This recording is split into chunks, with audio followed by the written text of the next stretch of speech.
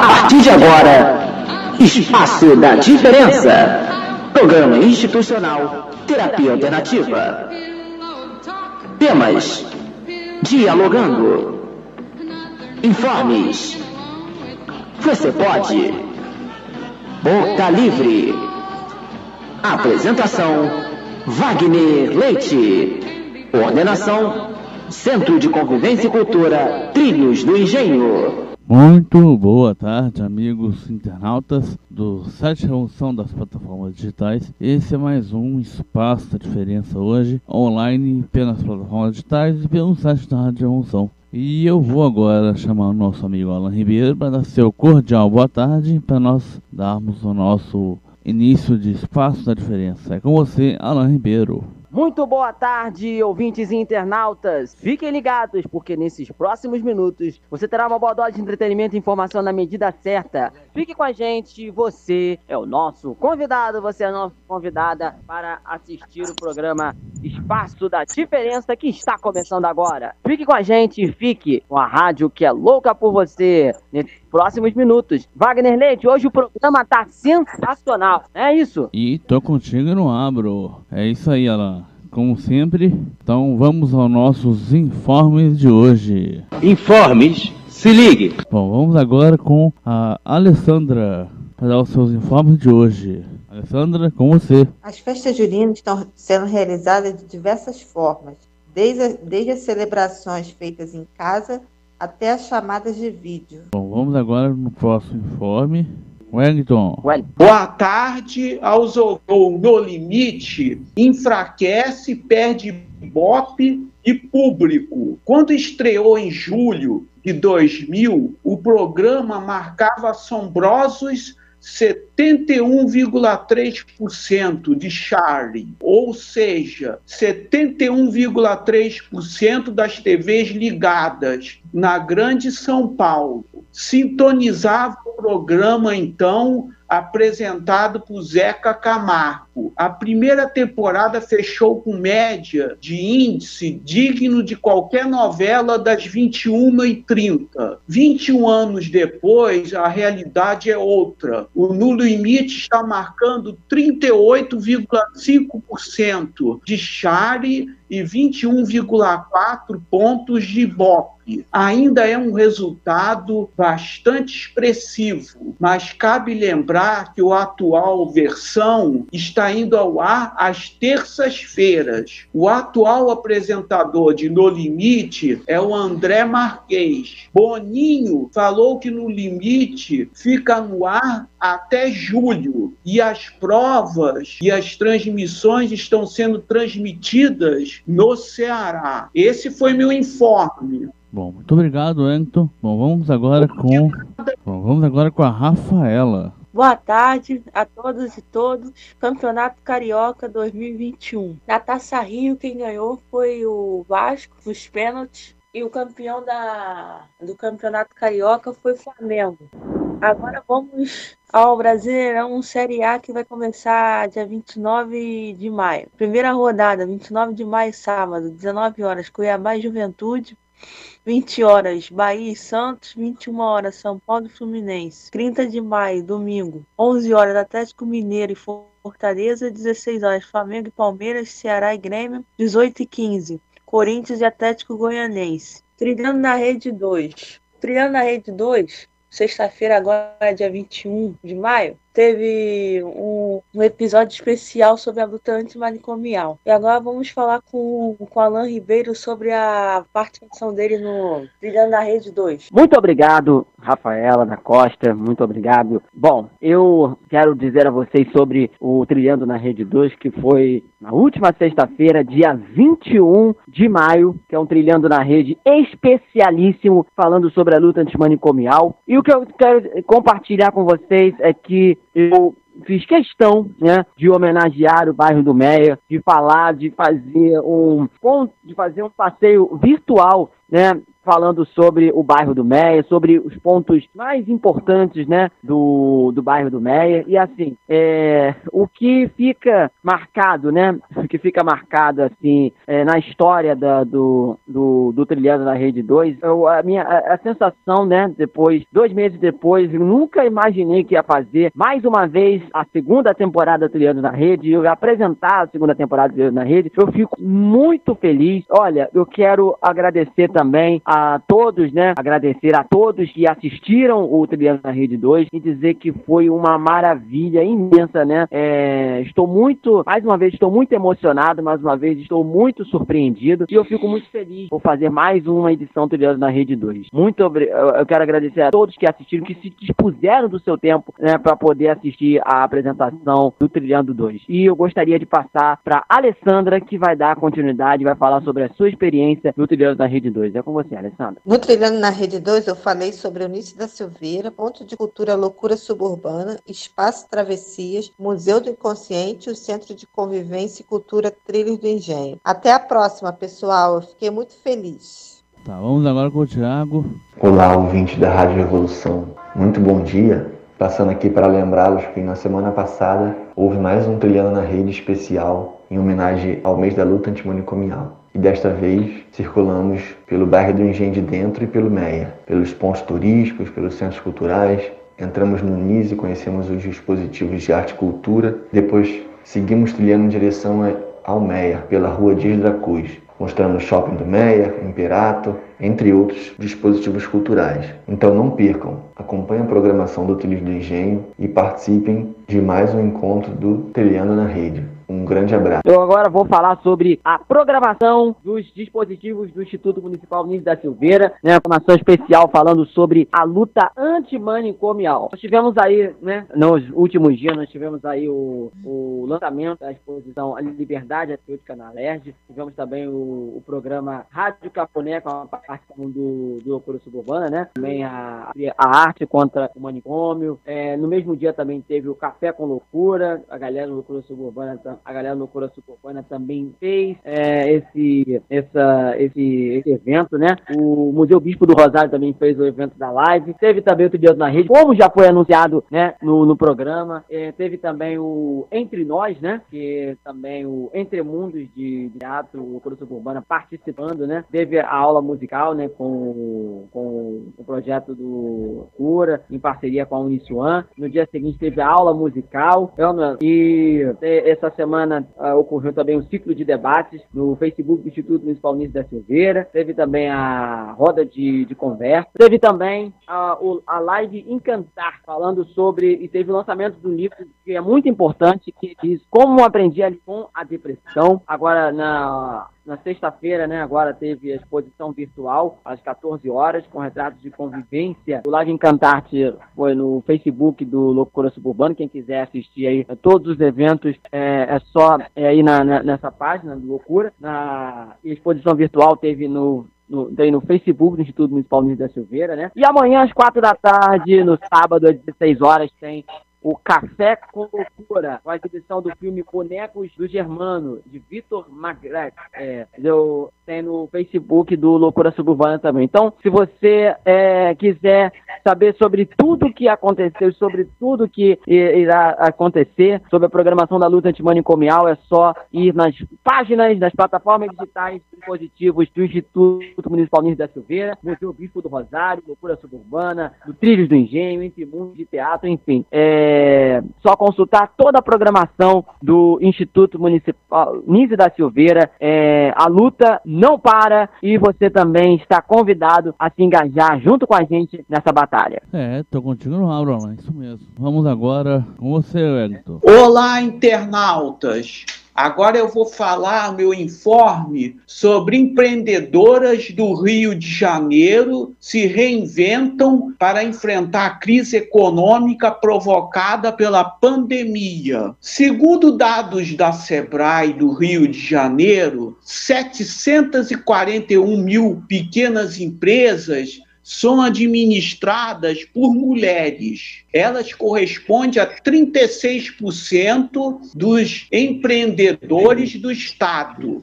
As empreendedoras do Rio de Janeiro precisaram se reinventar para enfrentar a crise econômica provocada pela pandemia do novo coronavírus. No começo, Bianca Ramos fazia bolos apenas para a família e amigos. Ela então teve uma ideia, montou uma empresa que era apenas um sonho. Aos poucos, outras pessoas começaram a conhecer os doces. De fato, insustentável produzir tantos bolos dentro do meu apartamento. Eu montei uma pequena cozinha industrial. Foi um sucesso. Em pouquíssimo tempo eu estava fornecendo para redes de cafetaria, hospitais, shopping, escolas e muitos outros lugares. Os pedidos aumentaram e na pandemia começou o serviço de delivery. A empresa não para de crescer. Em 2019 eu tive mais uma expansão do meu negócio. Em 2020 também fui surpreendido com a pandemia, mas nós empreendedoras somos persistentes. As mulheres que querem ter seu próprio negócio têm que enfrentar desafios, entre eles a carga horária dedicada à empresa. Dados do Sebrae indicam que as mulheres gastam por semana 10,4 horas a mais com atividades domésticas, com seus filhos, com seus pais, com suas comunidades e com os homens. Isso faz com que elas estejam menos tempo à frente dos seus negócios e, com isso, elas têm seu faturamento diminuído, explicou a coordenadora da comunidade do Sebrae, Carla Panizetti. Infelizmente, por conta da pandemia, em 2020, perdemos 1,3 milhões de mulheres à frente de seus negócios. Então, a crise impõe os negócios liderados por homens e por mulheres. Mas esse impacto é muito maior para os empreendedores, afirmou a Carla. E foi na crise que elas fizeram da criatividade um diferencial. Elas tentaram inovar nos seus negócios para dar conta da crise. Também foi responsabilidade das mulheres uma maior participação nas redes sociais para a venda de seus produtos ou serviços. Se tem uma qualidade feminina que faz toda a diferença na hora de criar ou administrar uma empresa, é a capacidade de criar estratégias com tecnologia muito boa, vontade, e a empreendedora de alimentação vegana, vegetariana, Lúcia Jarola, aumentou e durante a pandemia. Nós temos um aplicativo na internet e mandávamos mensagens pelo WhatsApp para as pessoas fazerem seus pedidos. Ela enviava e nós entregávamos. Então foi muito importante esse contato tecnológico. Meus clientes começaram a comprar cada vez mais. Esse amor que temos pelo que fazemos faz toda a diferença, fala a Lúcia. Esse foi meu informe, ouvinte. Bom, muito obrigado, Wellington. Bom, vamos agora... Outro informe, tá falando sobre os 2 anos sem Gabriel Diniz. Gabriel Diniz foi aquele que fez um grande sucesso com a música Jennifer. Gabriel Diniz é natural de Campo Grande, Mato Grosso do Sul, e na adolescência se mudou com a família para João Pessoa, onde foi criado. GD, como é conhecido, iniciou sua carreira como músico, cantando em algumas festas na Universidade Federal de Campo Grande, onde estudava engenharia técnica. Reuniu-se com amigos da escola e criou uma banda de garagem, se tornando a associação entre a juventude da cidade. Foram os primeiros passos da caminhada do cantor, que a partir daí foi visto pelos empresários locais de música e foi convidado para ser uma banda fato comercial. Aos 19 anos se consolidou na cena nordestina como uma banda forró na farra, né? E também foi responsável por gerir as carreiras de Wesley Safadão, Luan Santana, Zezé de Camargo e Luciano, entre outros artistas. Sucesso marcado com a sua voz foi O Show Terminou. A banda Forró na Farra, comandada pelo Playboyzão, como era conhecido na época, deu início às atividades em 11 de março de 2011 na casa de show Cepã, a qual teve um pequeno registro de vídeo. Em 2000, após realizar uma apresentação na cidade de Feira de Santana, em 2019, na Bahia, Gabriel seguiu em destino a Maceió, Alagoas, para se encontrar com os pais e comemorar o aniversário da namorada, até então, que coincidentemente completava 25 anos. O monomotor, entretanto, caiu em instância no sul de Sergipe, assim causando a morte tanto de GD, como era conhecido, do piloto Abraão Farias e do copiloto Linaldo Xavier Rodrigues. Médicos do Instituto Médico Legal confirmaram que o impacto da queda foi responsável pela morte das vítimas. Então, assim, ele fez muito sucesso, né, com a música Jennifer, como também os outros sucessos. E, com certeza, as canções do cantor Gabriel Diniz ficam marcadas, depois de sua morte, na memória e coração de todo o povo brasileiro. E ele recebe as homenagens, nesse momento, de toda a equipe do programa Espaço da Diferença. Bom, dando continuidade ao nosso programa de hoje, a gente agora vai pro Você Pode. Você Pode! E no Você Pode de hoje nós temos um quadro especial, pra lá especial, né, Salan? Com toda certeza, o momento do ouvinte, que é o momento na qual o ouvinte vai se ouvir e participar do programa Espaço da Diferença. Então, a partir de hoje, aqui no programa Espaço da Diferença, nós abrimos espaço para os ouvintes e internautas que quiserem participar do programa Espaço da Diferença. Lembrando que os áudios podem ser mandados de no máximo 2 minutos, e você pode então expressar qualquer coisa. Você pode deixar sua expressão, qualquer coisa que você queira falar, qualquer coisa que o ouvinte queira dizer, é só enviar para a equipe do programa e nós vamos receber o seu áudio e nós vamos ter o prazer imenso de poder levar seu áudio então para esse quadro o Você Pode. Solta a vinheta. Momento do ouvinte. O ouvinte se ouve e participa do programa Espaço da Diferença. Vamos agora para o primeiro áudio da irmã da Rafaela. Peço para Deus que possa visitar os enfermos, os que estão no hospital, estão doentes por causa desse vírus, que Deus possa visitá-lo, dando cura, e possa haver mais rápido uma solução para o nosso país, para o nosso Brasil, com o mundo, sobre essa doença, que possa haver uma cura. Mas o remédio é a gente estar sempre em oração, as pessoas possam estar orando, crendo, confiando, tendo fé, porque vai passar. Sabemos que os dias são maus, muitas coisas acontecendo. A Bíblia, vem dizendo que ia chegar o fim dos tempos, a palavra de Deus se cumprindo na face da terra. Muita gente despercebido, que estão passando por dificuldade, passando por problemas de todas as áreas, problemas de saúde, problemas de desemprego, problemas de falta de alimento, que a gente possa ser um povo mais unido, tá em oração pelo nosso Brasil, pela nossa nação, e que os governadores, presidentes, prefeitos venham fazer mais algo pela humanidade, pelo mundo. Vamos agora para o próximo áudio. O pai da Alessandra. Sou tricolor de coração, sou do clube tantas vezes campeão. Fascina pela sua disciplina, o Fluminense me domina. Eu tenho amor ao tricolor. Salve o querido pavilhão das 3 cores que traduzem tradição. Tem o áudio da coordenadora do Trilhos, Dona Lúcia Andrade. Olá, amigos ouvintes da Rádio Revolução.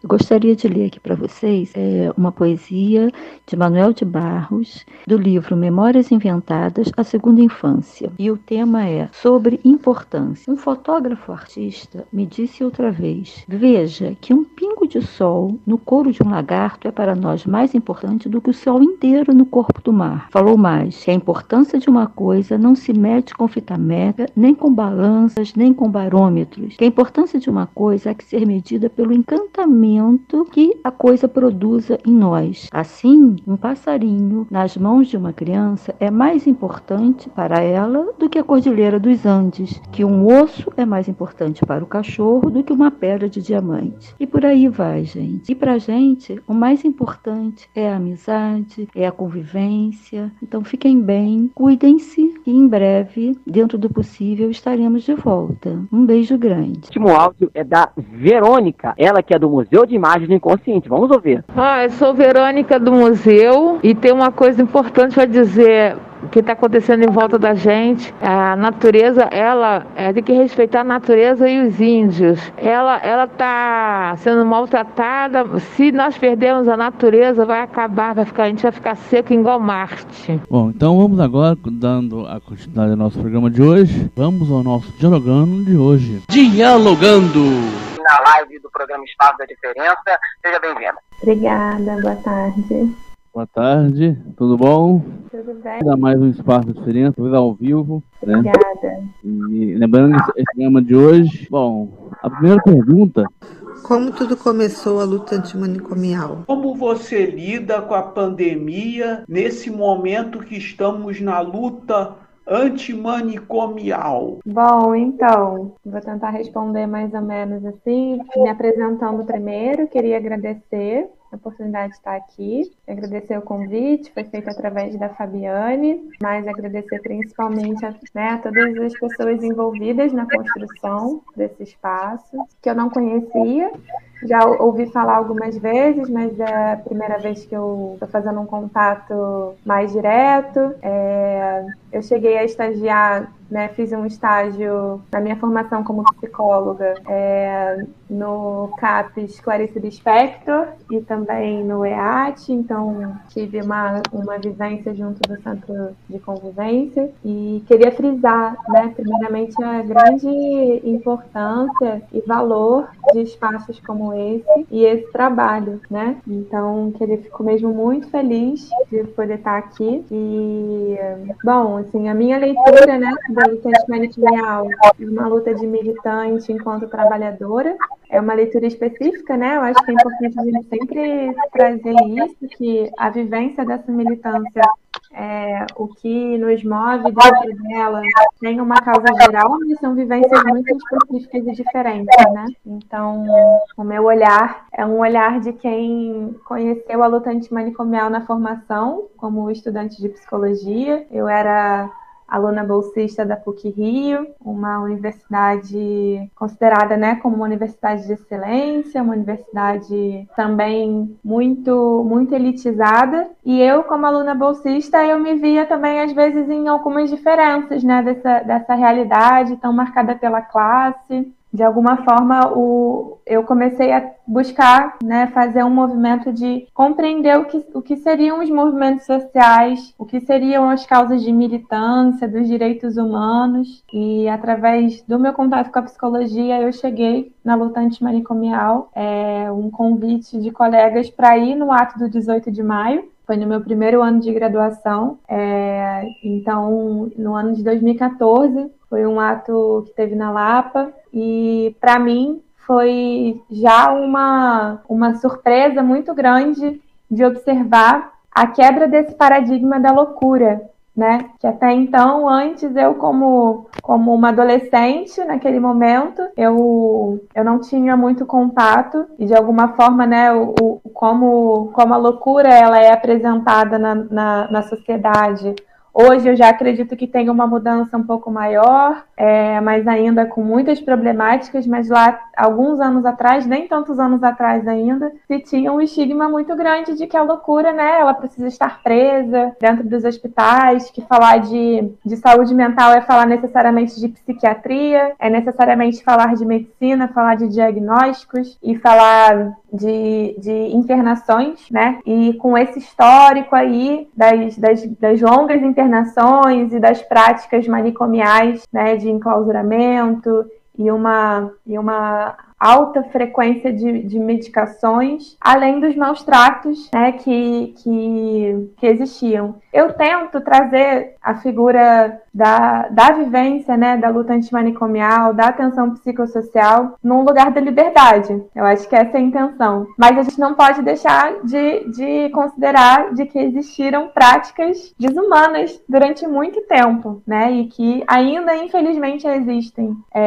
O lema da luta antimanicomial Mundial é pelo fim dos manicômios, e quando a gente diz manicômios, são também os manicômios físicos, que ainda existem, então a gente reafirma, né, que todo manicômio cairá. Ainda existem hospitais que imperam, né, uma lógica de invasão sobre a vida das pessoas, uma lógica de exclusão do acesso à cidade, o acesso ao trabalho, o acesso à cultura, por uma determinada questão que se tenha, psíquica e emocional, ou até mesmo um transtorno, mas o que a gente vê é que isso que se entende como loucura de uma maneira geral, socialmente, muitas vezes é um sofrimento de vida, né?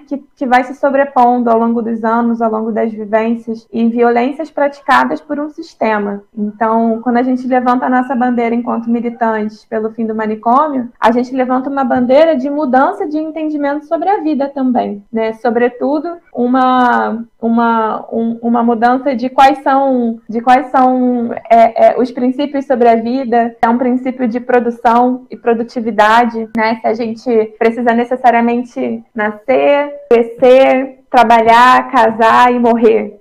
E tudo que existe além disso. Então, a gente vê, por exemplo, num histórico, né, do nosso país, se a gente for fazer uma pesquisa, uma leitura, né, sobre quem foram as pessoas que estiveram internadas, quem foram as pessoas que, em sua maioria, morreram dentro dos manicômios, como continuam morrendo dentro de diversas instituições de encarceramento, né, como, por exemplo, as cadeias, né, os presídios, em sua maioria são pessoas que são, durante muito tempo foi lido como minoria, mas a gente já sabe que não é minoria porque é a maioria, mas são classes oprimidas, dentro de um sistema que se impera, que é a produtividade, né, um sistema econômico, um sistema de leitura social também, né, e qual é essa leitura, né, uma leitura de que determinada pessoa, por determinada classe social e a cor da sua pele e o seu gênero e o seu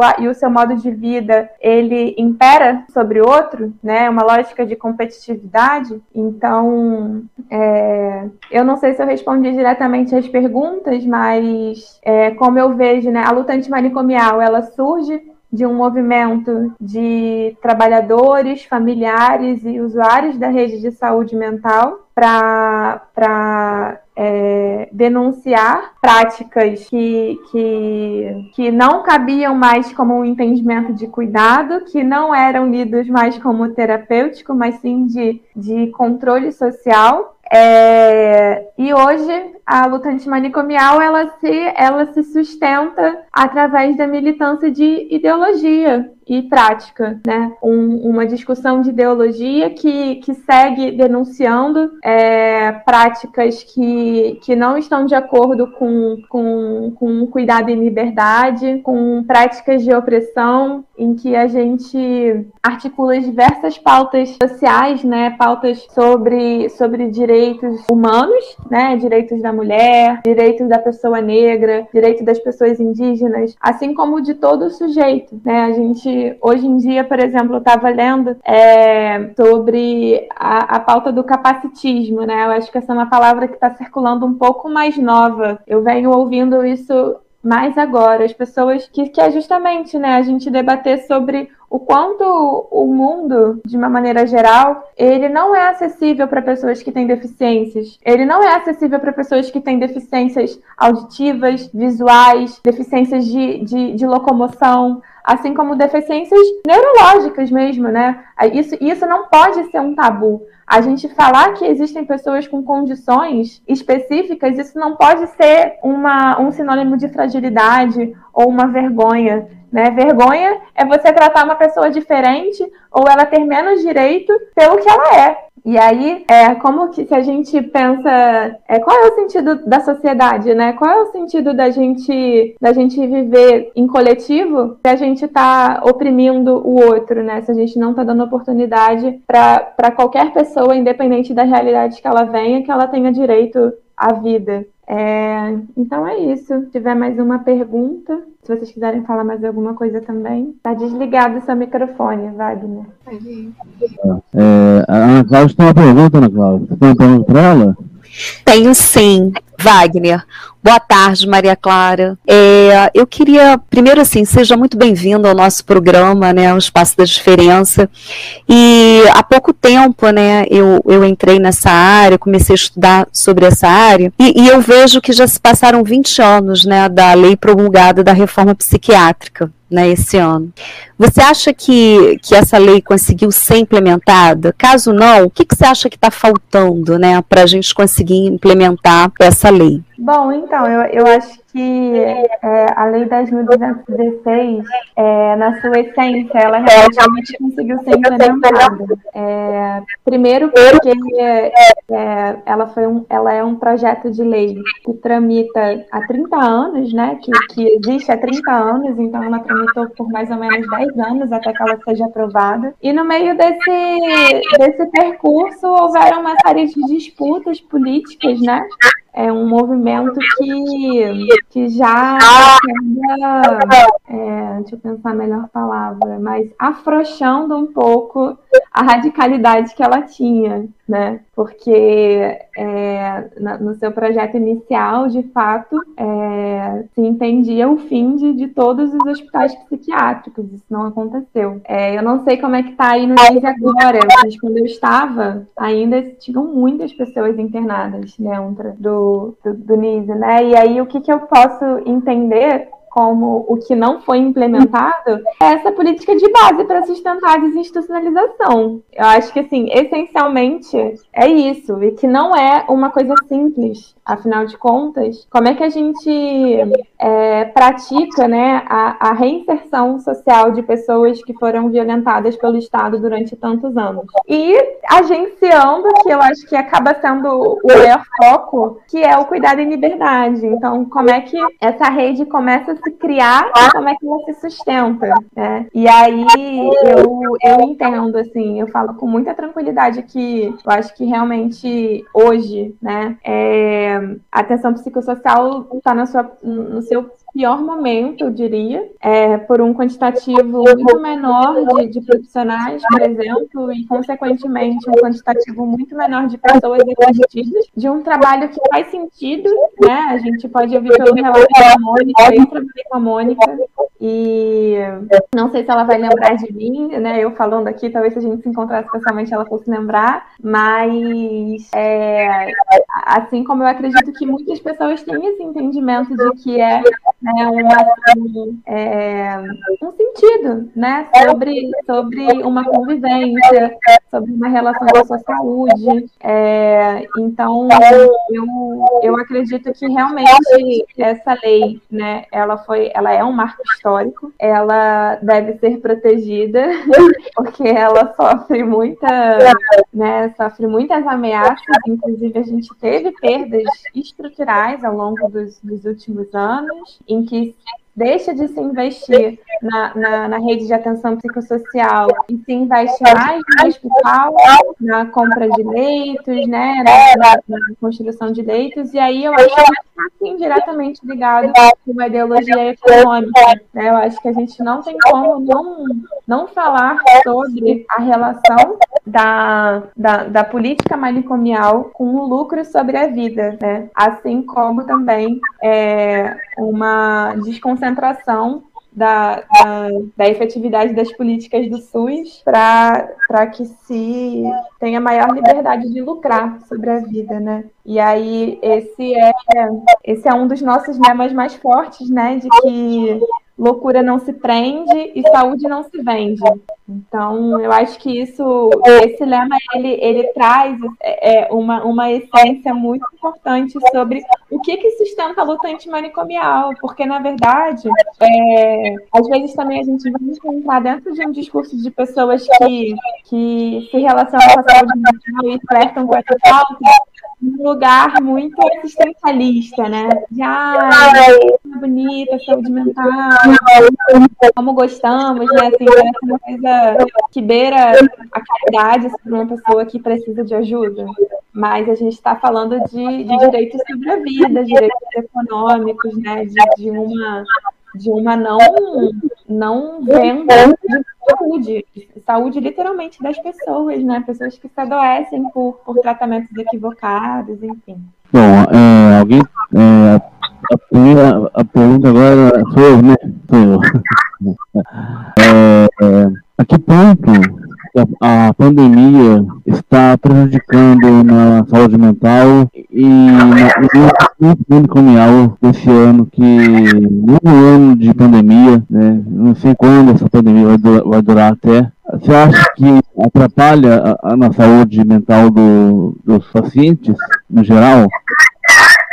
Acredito que sim, Wagner. Essa pergunta é muito importante, porque a gente está vivendo, né, uma pandemia que nunca na história do país se teve, e com tanto tempo de restrições, né, ou na verdade com tanto tempo de indicação de restrição, que não significa que a maioria das pessoas estejam tendo a capacidade de respeitar isso, como também a consciência e suportar em meio a tantas perdas que se tem. E eu acredito que para a atenção psicossocial em si, ela já você tem uma restrição de relação, ela em si, ela já é antagônica ao que a atenção psicossocial sustenta, né? Que é a relação com a cidade, é a relação com o território, é a relação com a vida, é a relação com as pessoas, é a relação com a padaria da esquina,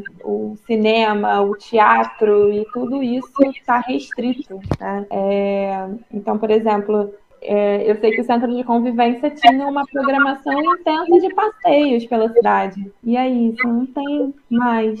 E aí, eu acho que uma coisa que ficou muito clara para a maioria das pessoas é o quanto que com coisas bobas a gente vê o tamanho da desigualdade que se tem entre a vida de umas pessoas e outras. Por exemplo, eu imagino que para muitos usuários, né, muitas pessoas que fazem uso desse serviço, houve um movimento de se estruturar nessa nova lógica de relação que a gente tem aqui, que é pegar um computador, ligar um celular, entender quais são os aplicativos que a gente usa, como que a gente faz uma chamada de vídeo, que foi a forma como encontramos para a gente se comunicar, né? Pra gente fazer um evento, alguma coisa assim. Então, eu acho que essa restrição, ela limita muito. E, infelizmente, a gente está, sim, vivendo um governo que não tem compromisso com a vida, que parece, né, não ter compromisso com a vida, porque muitas pessoas já poderiam estar sendo vacinadas, ter sido vacinadas, e a gente encurtar esse tempo, né, de restrição que a gente está vivendo, e até mesmo ter um descanso maior nessa fala que você diz, né, de não sei até quando isso vai acontecer. Talvez com uma política de saúde mais compromissada com a vida, a gente teria sim uma previsão de quando as coisas elas iam melhorar mais, porque eu acho que também é muito cruel a gente ficar culpabilizando a população, né? Eu acho que sim, cada um tem o seu compromisso individual e coletivo, mas essa falta de entendimento ou de compromisso com a vida, isso é reflexo de uma estrutura que não respeita a vida. Isso é reflexo de uma estrutura que tem um valor muito pequeno sobre a vida. E na minha formação, eu estou me especializando em saúde pública. Eu estou me formando sanitarista. E aí, o que o sanitarista pensa, né? Ele pensa as condições de saúde. Ele pensa o que causa saúde, o que não causa saúde. E se a gente for fazer um estudo, uma leitura, né? Uma análise dos impactos da saúde no Brasil, com outros países, por exemplo, ainda que o Brasil seja, sim, um modelo de assistência à saúde pública, porque é um país que conseguiu, sim, desenvolver um projeto de política muito potente, mas é sim um país que se mata e morre muito. As pessoas morrem muito, as pessoas adoecem muito, né? E adoecem por coisa pouca. O número de pessoas que morrem por fome, o número de pessoas que morrem por violências essas praticadas pelo Estado, ou violências essas que se fazem por uma falta de assistência básica da vida, e que não precisava ser assim, sabe? Então eu acredito que sim, a pandemia ela influencia negativamente na assistência à saúde mental, apesar dessa necessidade de se reaver, de repensar, mas que infelizmente poderiam ter mais ferramentas disponíveis para a gente lidar. Eu acredito que, de uma maneira geral, ela impacta, mas ela não precisaria impactar tanto quanto ela está impactando. Bom, eu queria fazer uma pergunta aqui para a nossa entrevistada. Essa campanha da luta antimanicomial, qual tem sido o nível, nos últimos anos, qual tem sido o nível de aceitação das pessoas mediante essa campanha da luta antimanicomial e o que tem acontecido? E você acha que as pessoas, as pessoas que não, de que maneira as pessoas que ainda não têm conhecimento sobre a luta antimanicomial possam, de que maneira as pessoas possam abrir os olhos e ter curiosidades mediante essa campanha da luta antimanicomial? Então, Alan, eu acredito que, de uma maneira geral, as pessoas têm uma adesão, assim, para quem tem um interesse, né, pela saúde mental, de uma maneira geral, eu entendo que a luta antimanicomial é muito simpática, o movimento da luta antimanicomial é muito simpático, porque ele também fala sobre resistência artística, né, uma resistência poética, uma resistência alegre, né, musical, e que né, eu acho que é muito presente essa relação da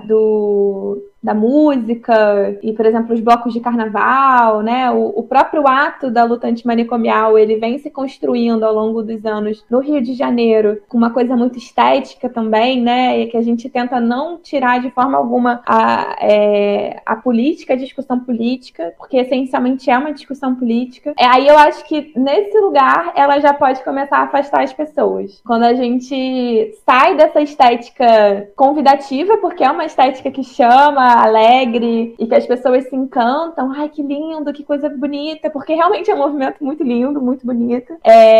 Eu acredito que pela espontaneidade que ele acontece, mas quando a gente vai atravessando uma discussão mais profunda política e de escolhas que precisam ser feitas e mudanças que precisam ser feitas na nossa conduta, porque a gente é uma sociedade, então por isso que eu falo de um lugar como profissional. A minha mudança de conduta, a minha articulação, ela tem um lugar específico também, né? A gente não pode se prender dentro disso, mas tem. Assim como quando a gente fala na discussão do racismo, por exemplo, né? Que dentro da luta antirracista tem o lugar da pessoa branca e tem o lugar da pessoa negra. Porque eu, como uma pessoa branca, eu não vou ficar falando do racismo que eu vivo.